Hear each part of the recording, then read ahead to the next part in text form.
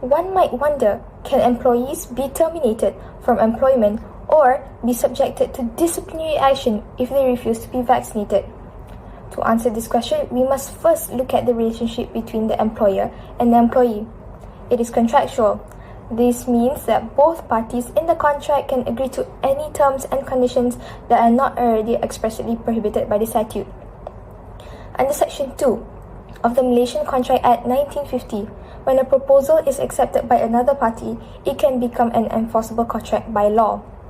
Therefore, an employer can legally fire employees for violating COVID-19 protocols according to the terms of their contract. Besides, an employer trying to protect the health and safety of the workforce is a strong argument for a reasonable dismissal of another co-worker's right not to be vaccinated.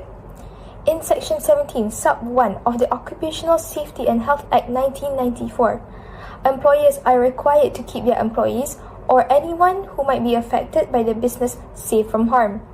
According to a news article titled CNN Fires Some Unvaccinated Employees, it states that CNN takes vaccination mandates very seriously, implementing mandatory vaccinations for their employees. Despite this, 3 employees showed up to work unvaccinated and were fired.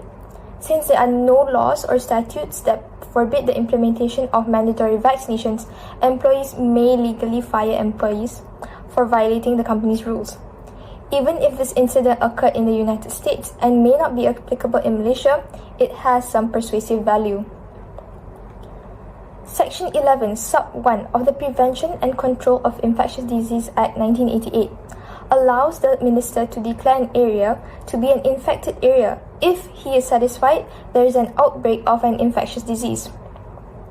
Section 11, Sub 3, Sub A also states that any authorized authority may direct any persons living in this affected area to undergo treatment or vaccination while orders under Sub 1 is in effect. This means that the government can make vaccination mandatory. Under Section 11, Sub 4, an authorized officer can use force to ensure compliance with the direction issued under Sub 3. Pursuant to this, the government can give an employer power to legally terminate an employee when he refuses the vaccination.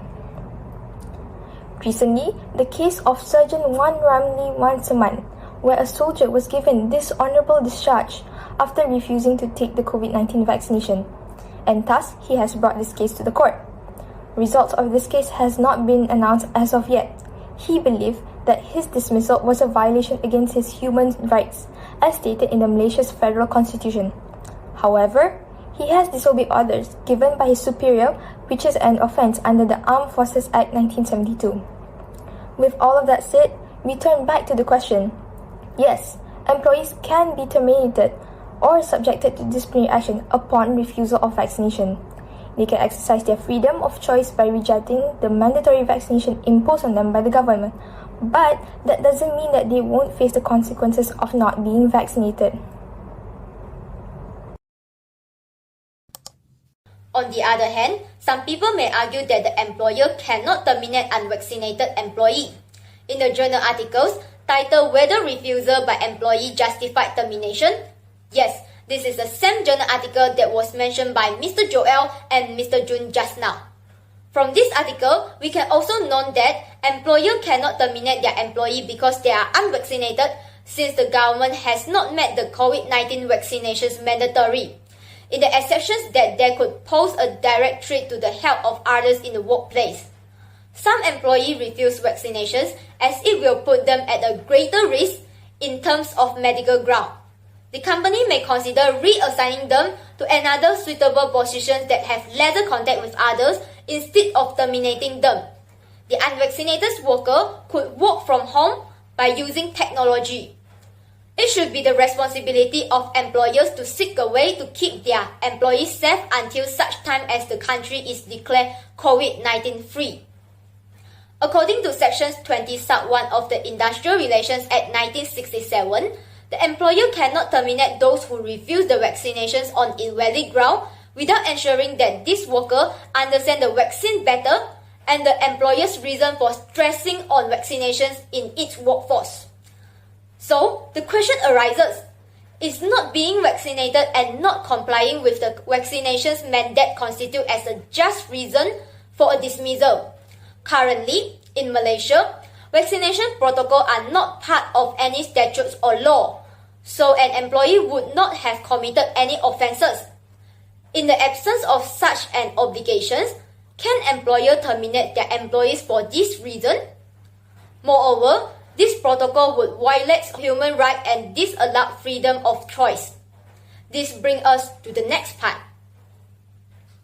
In Malaysia Federal Constitutions, under Article 5 Sub 1, it shows that all humans are equal and therefore are entitled to have their own choice and the right to liberty and receive the same protection from the law. In this situation, it is logical for an employee to choose to refuse vaccinations.